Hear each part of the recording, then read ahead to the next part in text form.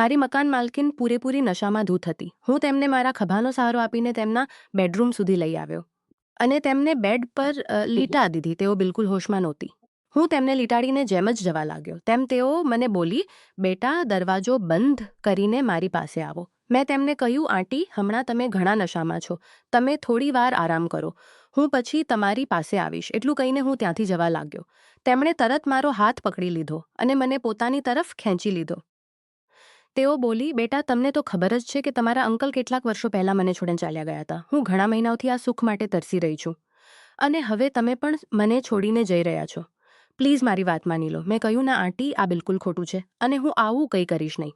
તેમણે મને લાલચ આપતા કહ્યું, જો તમે મારી વાત માની લેશો તો હું તમને એક ઓફર આપવા માંગુ છું.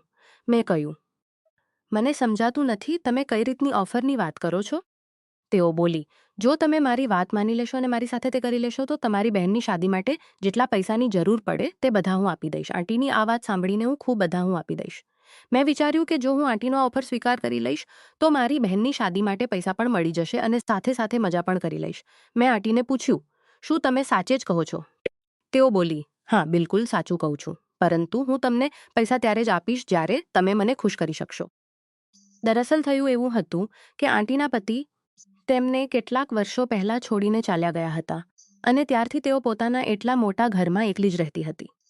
આંટીને એક દીકરી છે જે તેમનાથી દૂર અમેરિકામાં રહે છે અને પતિ પણ નથી જે તેમની જરૂરિયાતો પૂરી કરી શકે.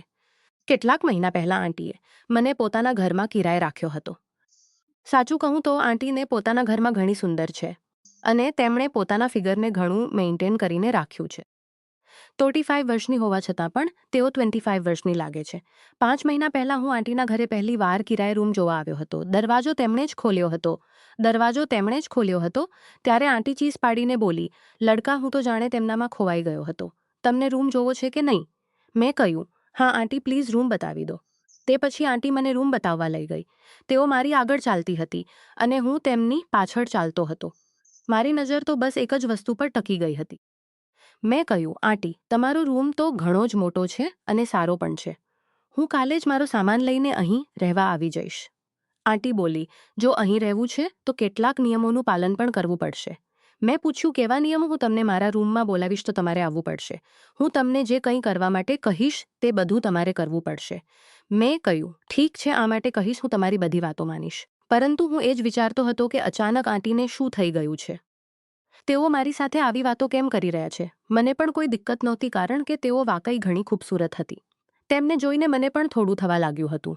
તેના અગલે જ વયે મને પણ રૂમ લાગ્યું હતો. સાંજે આંટીએ મને પોતાના રૂમમાં બોલાવ્યો. જ્યારે હું તેમના રૂમમાં ગયો તો મેં જોયું કે આંટી ટેબલ પર શરાબની એક બોટલ રાખેલી હતી. તેઓ મને જોઈને બોલી, આવો બેટા, મારી પાસે આવીને બેસો. અને અમે બંને વાતો કરવા લાગ્યા. તેઓ મને બોલી, તમારો સારો સામાન સેટ થઈ ગયો છે કે હજુ પણ કંઈક બાકી રહ્યું છે? મેં કહ્યું, બધું થઈ ગયું છે આંટી, બસ થોડું નાનું મોટું સામાન લાવવાનું બાકી છે.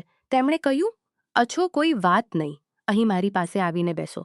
તે પછી હું તેમની સામેના સોફા પર જઈને બેસી ગયો. અહીં આવીને બેસો ના બેટા, એટલા દૂર દૂર કે પર જઈને બેસી ગયો. આંટી બોલી, જો તમે અહીં નહીં આવશો તો હું જ તમારી પાસે આવીને બેસી જઈશ. અને એટલું કહીને તેઓ મારી બાજુમાં હિસ્ટ કરીને બેસી ગયા. મને આ બધું ઘણું અજીબ લાગી રહ્યું હતું કે આંટીના દિમાગમાં શું ચાલી રહ્યું છે. મને અસહજ અનુભવતા જોઈ આંટી બોલી, શું થયું તમને? શું તમને ઔરતોની પાસે બેસવું સારું નથી લાગતું? મેં કહ્યું, વો વાત નથી આંટી, પરંતુ તમે આવા અચાનક મારી પાસે આવીને બેસી જશો, આ મેં ક્યારેય સોચ્યું નહોતું. આંટી બોલી, કોઈ વાત નહીં. અચ્છો, હવે આ બતાવો, તમારું નામ શું છે? મેં કહ્યું, આંટીજી, મારું નામ કરણ છે. આંટી બોલી, કરણ, સૌની જિંદગીમાં કંઈક ને કંઈક પહેલી વાર જ થાય છે. અને વાત કરતાં કરતાં તેમણે મારો હાથ પકડી લીધો, પરંતુ હું તેમને કંઈ બોલી પણ નહોતો શકતો. આંટી બોલી, કરણ, તમે તો જાણા જ છોડીને ચાલ્યા ગયા હતા અને ત્યારથી હું બિલકુલ એકલી થઈ ગઈ છું. મેં પૂછ્યું, આંટી, અંકલ તમને છોડીને કેમ ચાલ્યા ગયા હતા? આંટી બોલી, જ્યારે મારી દીકરી જન્મી ત્યારે ડૉક્ટરે મને કહ્યું હતું કે હવે હું બીજી વાર ક્યારેયમાં નહીં બની શકું. અને આ વાત સાંભળીને મારા પતિ ઘણા ઉદાસ થઈ ગયા હતા કારણ કે તેમને હંમેશા એક દીકરો જોઈતો હતો. કેટલાક મહિના વીત્યા પછી તેમણે મને કહ્યું કે કારણ કે હું તેમને કોઈ વારસો નહીં આપી શકું તેથી તેઓ મને છોડીને બીજી શાદી કરવા જઈ રહ્યા છે. મેં આજના જમાનામાં દીકરો કે દીકરીમાં કોઈ ફરક નથી. જે કામ એક દીકરો કરી શકે છે તે દીકરી પણ ફરક નથી. અમારી દીકરી પણ અમને તે બધા સુખ આપી શકે છે જે એક દીકરો આપી શકતો હતો, પરંતુ તેમણે મારી કોઈ વાત નહીં માની અને અમને બંનેને છોડીને ચાલ્યા ગયા હતા. મેં તેમની દીકરી વિશે ક્યારેય નહોતો સાંભળ્યો. મેં તેમને પૂછ્યું છું, આંટી, તમે તો પોતાના ઘરમાં એકલી જ રહો છો, તમારી દીકરી ક્યાં છે? આંટી બોલી, વો પઢાઈ કરવા માટે અમેરિકા ગઈ છે. કેટલીક વાર આવી વાતો કર્યા પછી હું ત્યાંથી ચાલી આવ્યો, કારણ કે મને સવારે ઓફિસ પણ જવું હતું. એક દિવસ જ્યારે સાંજે હું પોતાના ઓફિસથી પાછો આવ્યો તો મને આંટીના રૂમમાંથી કેટલીક આવાજો આવતી સંભળાઈ.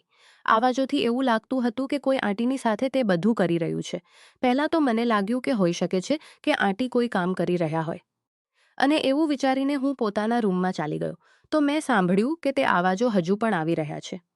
તે પછી મેં આંટીના રૂમમાં ચૂપકે જ ઝાંકીને જોયું તો મારા હોશ જ ઉડી ગયા.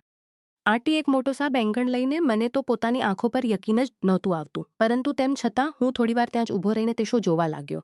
હું પણ તે ખૂબસૂરત નજારાના મજા લેવા લાગ્યો. ત્યારે આંટી પોતાનું કામ પૂરું કરીને બહાર આવવા લાગી. તેમને બહાર આવતા જોઈ હું તરત ત્યાંથી ભાગી ગયો. હું વિચારવા લાગ્યો હતો કે આંટી તો આ ઉંમરમાં પણ ઘણી મહેનતુ છે, જ્યારથી મારા મનમાં તેમના માટે ઇજ્જત વધી ગઈ હતી. એક સાંજની વાત છે કે હું બજાર જઈ રહ્યો હતો.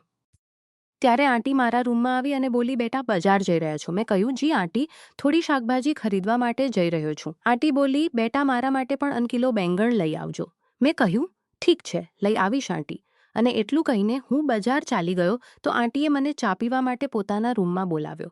હું ત્યાં બેસીને ચા પીવા લાગ્યો ત્યારે મારા પપ્પાનો ફોન આવી ગયો. તેમની સાથે વાત કર્યા પછી હું થોડો ટેન્શનમાં આવી ગયો હતો. મારી શક્લ પર ટેન્શન જોઈ આંટીએ મને પૂછ્યું, શું થયું બેટા? પપ્પા સાથે વાત કર્યા પછી તમે થોડા ઉદાસ લાગવા લાગ્યા છો. મેં તેમને કહ્યું, કંઈ નહીં આંટી, બહેનની શાદી સિર પર આવી ગઈ છે, પરંતુ હજુ સુધી તેના માટે દહેજની વ્યવસ્થા આવી ગઈ છે. છોકરાવાળાએ દહેજમાં 25 લાખ જ જોડી શક્યા છીએ. છોકરાવાળાએ દહેજમાં 25 લાખ રૂપિયા માંગ્યા છે, પરંતુ હજુ સુધી અમે 5 લાખ જ જોડી શક્યા છે. બસ આ જ વાતની ચિંતા મને અને મારા પરિવારને ખાઈ રહી છે. પરંતુ તેના બદલામાં તમારે પણ મારું એક કામ કરવું પડશે. મેં કહ્યું, આંટી, હું પૈસા માટે કોઈ પણ કામ કરવા માટે તૈયાર છું. પછી હું તમને અને તમારા પરિવારને ક્યારેય પણ પૈસાની કમી નહીં થવા દઈશ. હું તેમની વાત સાંભળીને હેરાન રહી ગયો. મેં કહ્યું, તમે આ શું બોલો છો આંટી? હું તમારી સાથે શાદી કેવી રીતે કરી શકું? આંટીએ કહ્યું, સોચ લો, હું હમણાં જ તમારા હાથ પર 25 લાખ રાખવા માટે તૈયાર છું. મને પૈસાની એટલી વધારે જરૂર હતી કે મેં તેમના કામ માટે હા કરી દીધી. પછી આંટી બોલી, પરંતુ એક શરત પણ છે કે તમે તમારી બહેનની શાદીમાં નહીં જશો. તમે હંમેશા મારી પાસે શકે આંટી. જો હું મારી બહેનની શાદીમાં નહીં જઈશ તો તેની શાદીની કોઈ વ્યવસ્થા નહીં થઈ શકે.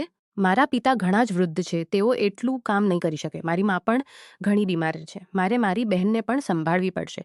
પરંતુ આંટી મારી વાત નહીં જશો. હું પૈસા તમને ફક્ત આ જ શરત પર આપીશ કે તમે પોતાના ઘરે પાછા નહીં જશો. હું આંટીની સામે હાર માની લીધી અને તેમની શરત મંજૂર કરી લીધી. મેં તેમની પાસેથી 25 લાખ લઈને પોતાના મોકલી દીધા અને તેમની સાથે શાદી કરી લીધી. મેં પોતાના મમ્મી પપ્પાને ખોટું બોલી દીધું હતું કે મેં પોતાના ઓફિસના બોસ પાસેથી પૈસા લઈને મોકલ્યા છે, અને જ્યાં સુધી હું તેમના બધા પૈસા ચૂકવી નહીં દઈશ ત્યાં સુધી તેઓ મને એક દિવસની પણ રજા નહીં આપે. તેથી હું જ્યાં સુધી તેમના બધા પૈસા ચૂકવી નહીં આવી શકું. સાંજે જ્યારે હું ઓફિસથી પાછો ઘરે આવ્યો તો હું આંટીની પાસે ગયો. તેઓ બોલી, આજે મને ઘણા દિવસો પછી તે સુખ મળ્યા માટે હું મહિનાઓથી તડપી રહી છું. રાતભર અમે આપસમાં ખોવાઈ ગયા અને સવારે જ્યારે હું ઉઠ્યો તો આંટીએ ખુશ થઈને મને ગળે લગાવી લીધો.